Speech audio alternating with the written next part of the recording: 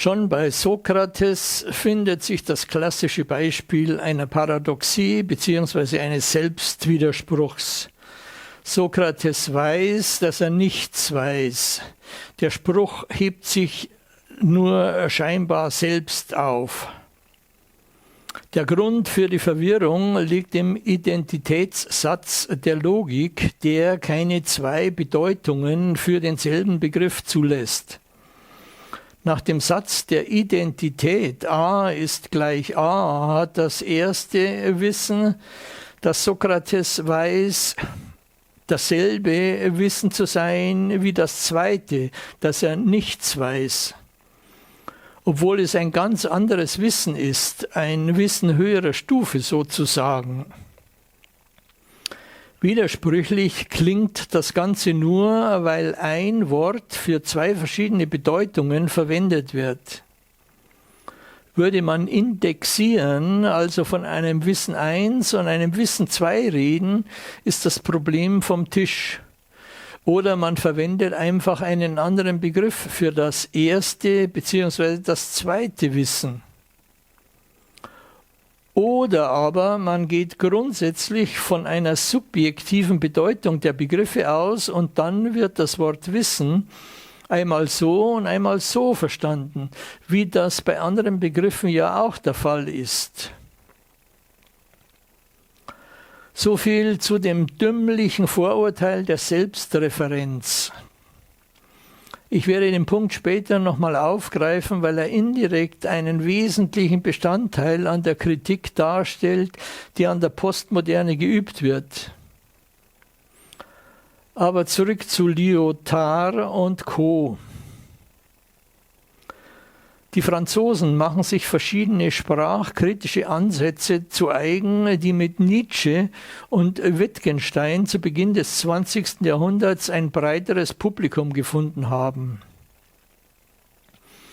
Das Prinzip dieser Sprachkritik kursierte bereits Mitte des 19. Jahrhunderts in Deutschland unter Sprachforschern wie Gustav Gerber, Konrad Herrmann, Otto Gruppe, Georg Runze oder Friedrich Max Müller und hat eine rege Diskussion über das Verhältnis von Logik und Sprache gebracht, für die dann Nietzsche und Wittgenstein zum prominenten Aushängeschild geworden sind. Auf der Basis solch sprachkritischer Überlegungen stellten die Franzosen fest, dass es sich bei dem, was durch Begriffe repräsentiert wird, weniger um Tatsachen oder Wahrheiten, sondern vielmehr um subjektive Bedeutungen und Interpretationen handelt. Durch diese semantische Dimension der Sprache sind nun bisher gemachte objektive Beschreibungen von Tatsachen erklärungsbedürftig geworden.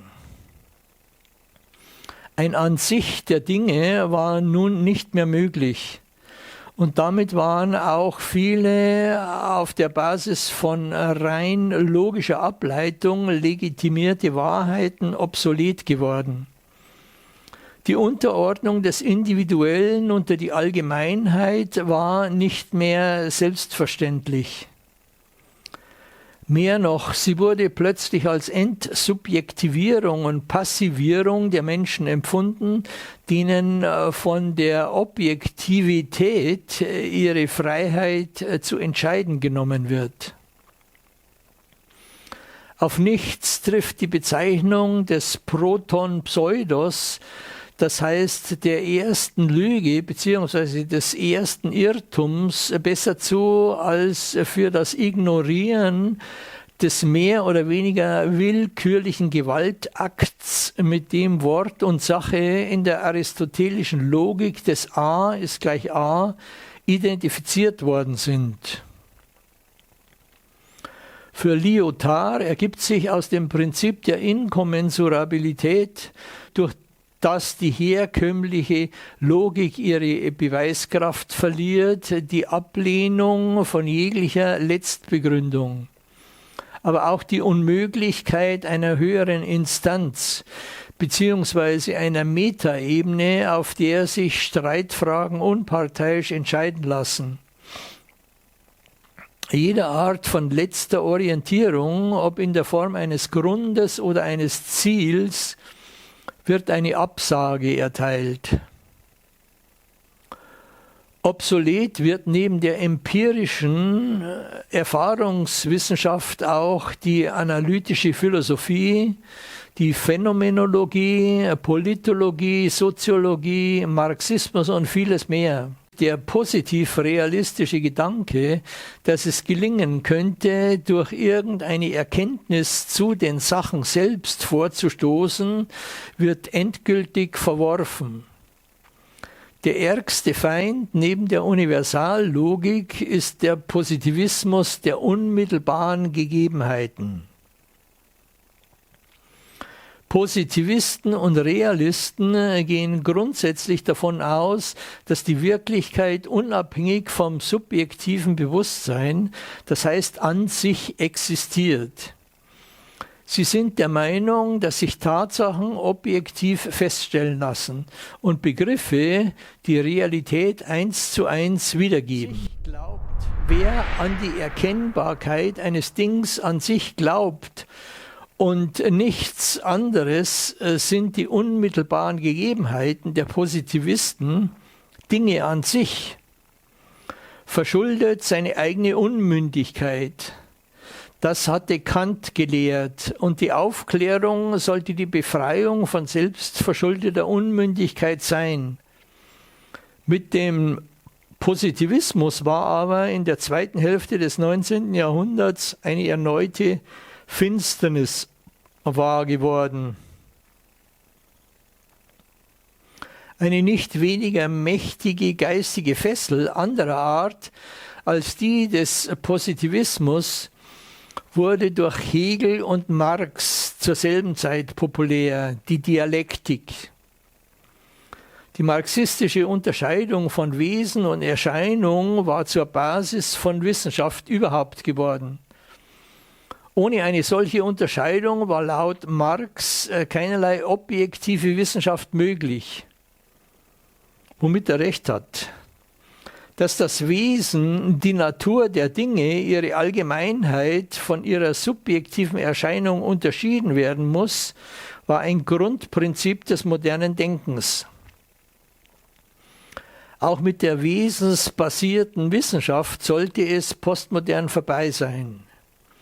Das Wesen wurde für Lyotard der Inbegriff von Allgemeinheit und ihre Vernichtung erklärte er zu seiner Lebensaufgabe.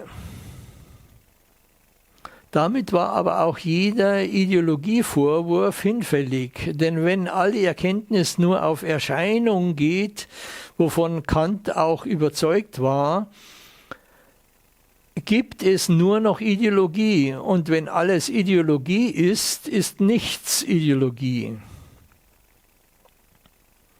Dadurch haben sich dann auch noch die letzten sozialistischen Hoffnungen in Bezug auf eine emanzipatorische Wissenschaft in Luft aufgelöst.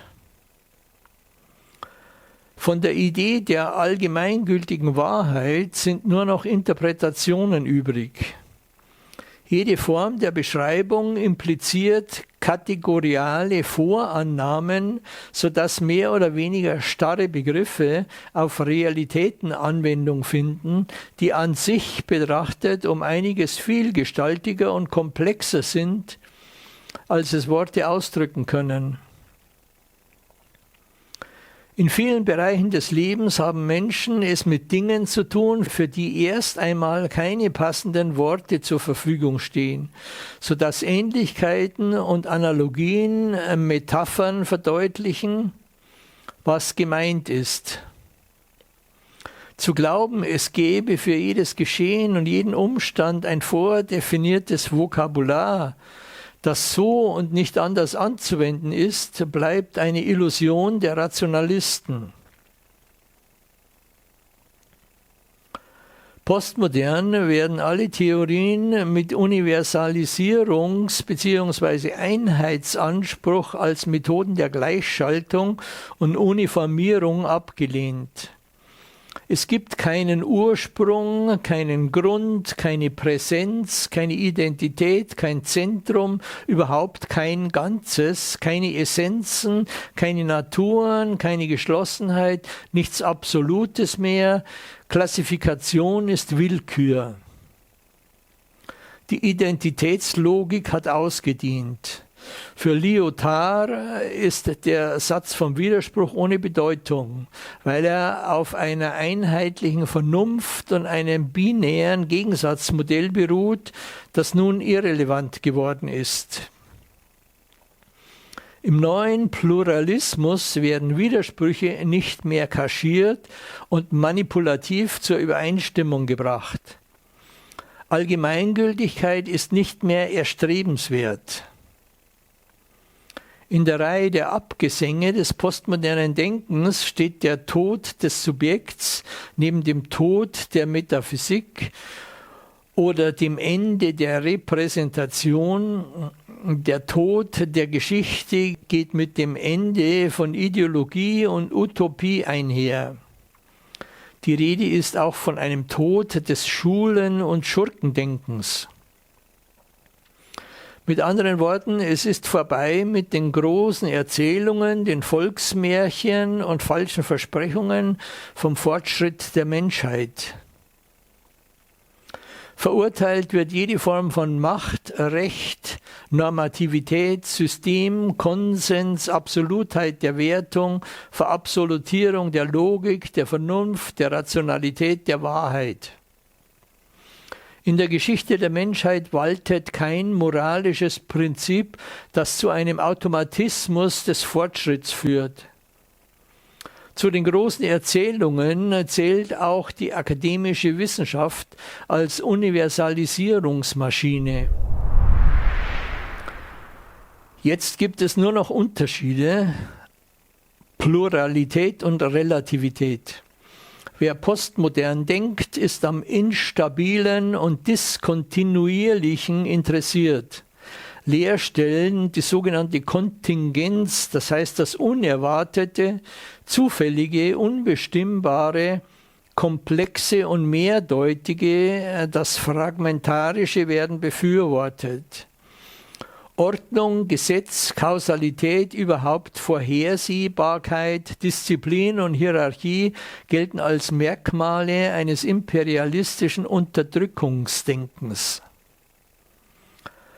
Abgerechnet wird auch mit dem Humanismus als einem der wichtigsten Ideale des aufklärerischen Denkens, weil er nur noch ein Menschenbild gelten lässt und auf der illusionären Vorstellung eines autonomen Subjekts beruht, das angeblich auf der Basis eines freien Willens zu einer Vernunft befähigt ist, die aber totalitär ist, weil sie zur Vernichtung der Andersheit nötigt. Foucault, Derrida und Lyotard haben vor, die Illusionen zu entlarven, die sich die frühen Aufklärer von der Zukunft gemacht haben. All die schönen Ideale von einer höheren logischen Gesetzlichkeit, die für alle und immer gilt. Die ganze wissenschaftliche Vernunft, alles war plötzlich nichts mehr wert.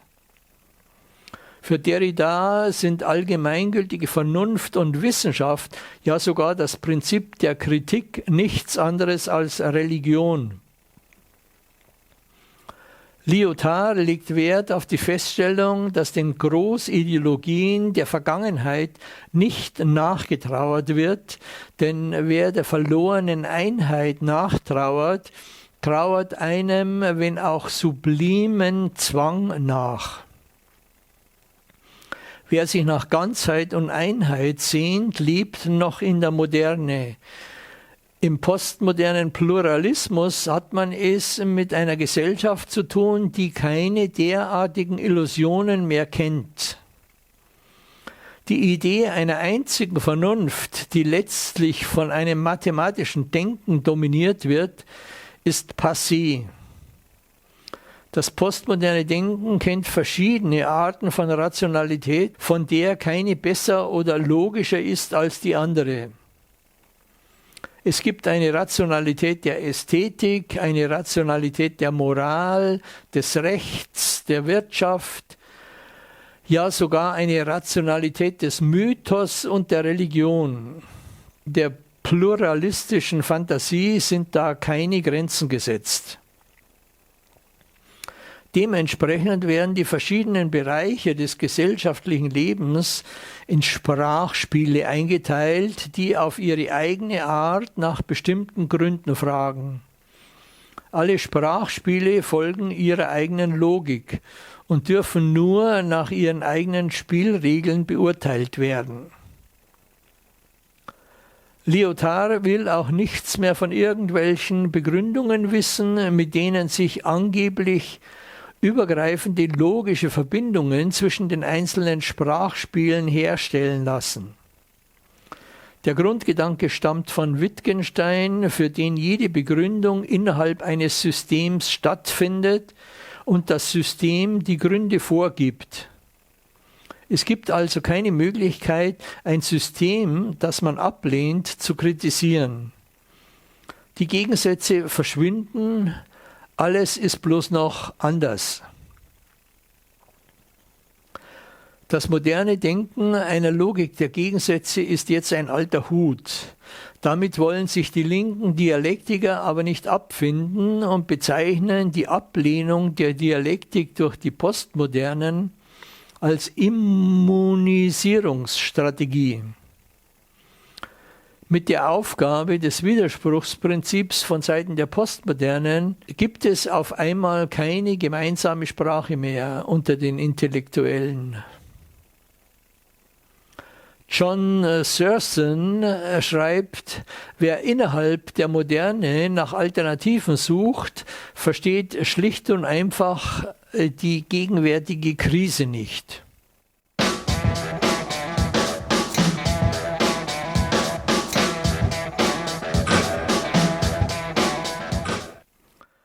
Was von Lyotard nicht alles gesagt wird, dass er der wichtigste Denker der Postmoderne und ihr Wortführer ist, dass die philosophische Postmoderne mit ihm ihren Höhepunkt erreicht, dass er der postmoderne Denker par excellence ist, dass er den Nerv der Zeit getroffen hat, dass er sich selbst als Vordenker einer neuen Zeit begreift, dass es an Lyotard Maß zu nehmen gilt, dass er ein Schüler Foucaults ist, dass er einer der präzisesten Rationalitätsdiagnostiker der Gegenwart ist, dass er wie kein zweiter Konfliktlagen transparent zu machen weiß, dass er wie wenige den Titel eines philosophischen Wohltäters verdient, dass er hauptsächlich als politischer Denker wahrgenommen wird, dass sich alles, was er denkt und schreibt, in der Sphäre des Rechts abspielt, dass sein Postmodernismus auch schon mal zum Anarchismus gemacht wird, dass er die Ehre des Denkens retten will, dass seine Kritik nicht mehr dem Kapitalismus gilt, sondern dem Logozentrismus. Die Lobeshymnen sind gar zahlreich, aber eine akzeptable Kritik kommt kaum vor. Die Linke mit Habermas hat nichts als Dialektik zu bieten, die aber modern und damit irrelevant ist.